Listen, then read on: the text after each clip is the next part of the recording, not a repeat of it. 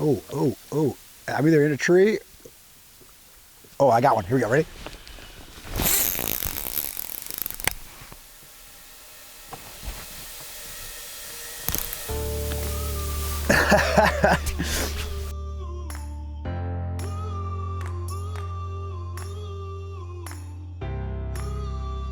All right, so we're doing some video game fishing. That is our bait going down there, and those are fish around some kind of little tree stump or something like that.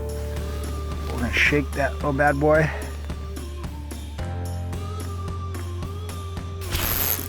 There we go.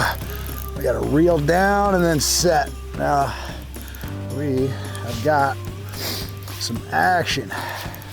This one's coming up quick, but that is the beginning of the video. Guys, when we're coming into the warmer months, when we're coming out of that deep winter, starting to warm up a little bit, which it's definitely not warm by any means yet, but these fish are gonna start feeding up. This guy is long, but he has quite a little belly he's working on. The reason being is these fish are gonna start spawning and they're gonna start moving into some very predictable routines. They're gonna move from that deep water lakes up to these main lake points, and they're gonna start moving back into these creeks, these little secondary points, eventually into the flats and little points way in the back of coves to spawn. So if you can intercept these fish with a bait like this little Smart Baits Smart Bomb, which I have rigged up Neko Rig, you can target some of these high percentage areas and you can intercept these fish as they're moving on their little routine to go to the back of these coves, and you can really find some productive fishing and have a chance at catching some big fish at the healthiest time when they're just gorging. So you're gonna catch those PBs, those personal best fish that you can put up on Facebook, Instagram, all your social media stuff to impress your friends.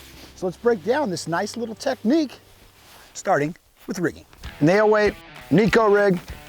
The idea is that you want that bait weighted in the front and you're gonna be hopping that bait along the bottom. So there's some ways to get that, some cool little features you put on these baits to make that happen.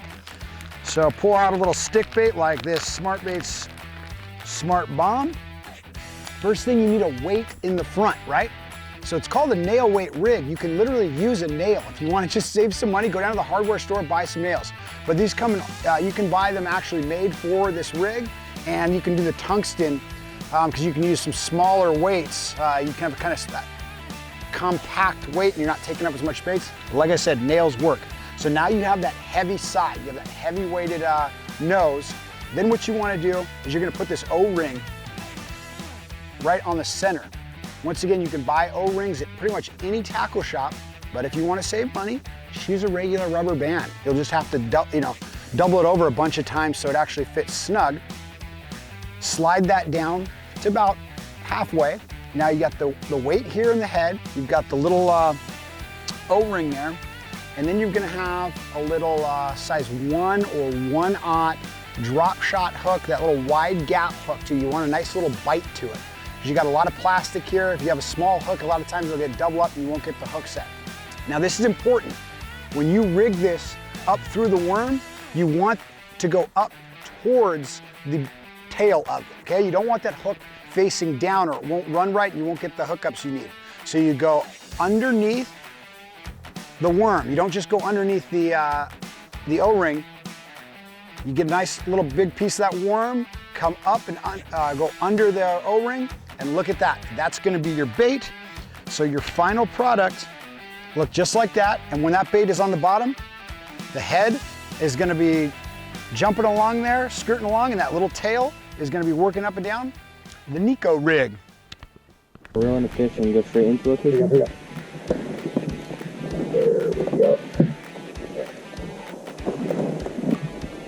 Okay. I'd like to grab my mic. I'm gonna lift up the microphone. Testing, testing. Can everyone hear me at home? We're good? All right. I was in the process of stripping down some clothes. I was gonna put some suntan lotion on, and at the same time, these fish were starting to feel frisky as well. Let's check that out, guys. We we came over this little spot right here because there's a nice gradual sloping point. So these fish that come up deep, now that it's starting to get sunny, as I'm taking clothes off, they just move shallower. They get that nice warmer water.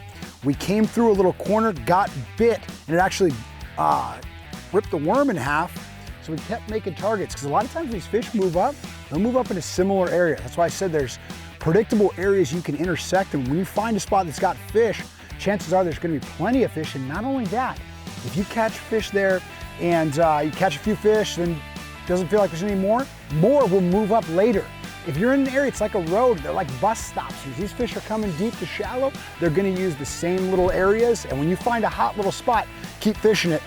We're gonna try to look for a hotter spot than this. This guy's not big enough yet, but still fat. Look at that big old belly on him. He is eating, he's trying to be big. He's like, Trav, give me another couple years, man. I'll be a YouTube fish here, sooner than later. the main idea is you wanna keep this bait along the bottom and hopping along on its nose. Just slowly working the bottom, little tail up in the air, and it looks like a little bait scurrying along the bottom, feeding on the bottom, and it basically looks like something that's not really paying attention. So you make long casts, either across or alongside, like I'm doing right here along this little point. I'm really targeting that 20 to 35 foot depth. So I want to put myself in that depth or shallower. So once I see that this bait has hit the bottom, which I just did right there, I'm gonna just slowly make little twitches with the top of the rod. I want to keep that line just semi-tight. When it starts to get a little bit loose, then I reel in a little bit more line, and I just keep that bait slowly moving along the bottom. That bait sink all the way back to the bottom, because I want to make sure it's in contact with the bottom. And if you're not if you're finding it hard to stay on the bottom or near it, then put a little heavier weight. It's a slow presentation, okay? You gotta really take your time on this thing. So that's why it's very important to be in the right location, right? Because you're really moving this slow.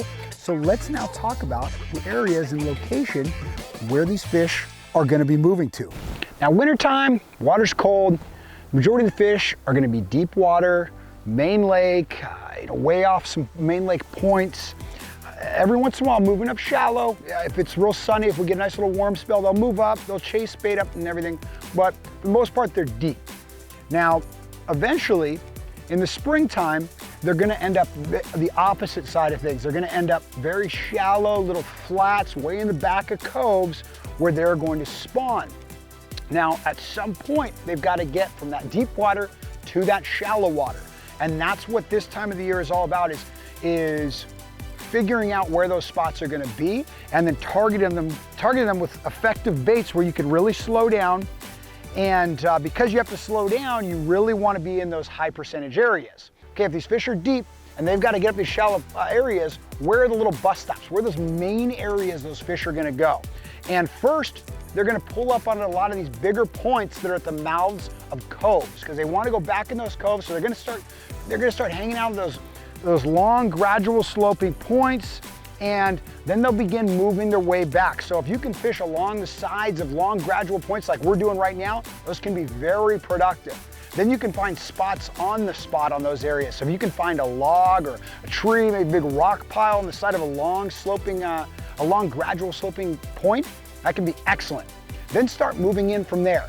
As you look in, do you see a little secondary point? Do you see any kind of trees out in the middle or an island hump back in the middle of a cove? Then go fish that, because those fish are gonna slowly make their way to the backs.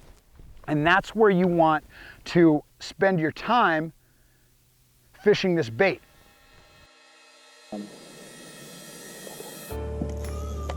Oh, that's one. Oh, let's try to get him out of there. I don't think, dude. He is all over this tree right here. Oh, my snag? What's going on here? I think this fish, I don't know if he's like oddly hooked or something. I'm just seeing his belly. There we go, there we go. There we go. Look at long and skinny, dude. There was a time when I was long and skinny. Now I'm kind of long and like a little bit peary. This time of the year, they are very predictable. We're out on the point, we didn't get bit. We've slowly worked our way. We're moving back into this cove, and there's a giant tree right here. This is a great transition point for these fish to be hanging out. And if you have a nice, consistent bait like Smart Baits, Smart Bomb, great little color that's red and watermelon green, you're gonna catch some fish, you guys. Anyway, hope you enjoyed this video. I hope you go out and catch some fish on your own. Tag Lucky Tackle Box so we can see your adventures on Instagram, Facebook, all that jazz. Make sure you subscribe. Make sure you hit that thumbs up so people know that you enjoyed the video. Good luck, you guys. And I'm gonna let this fish go. I'll see you on the next one.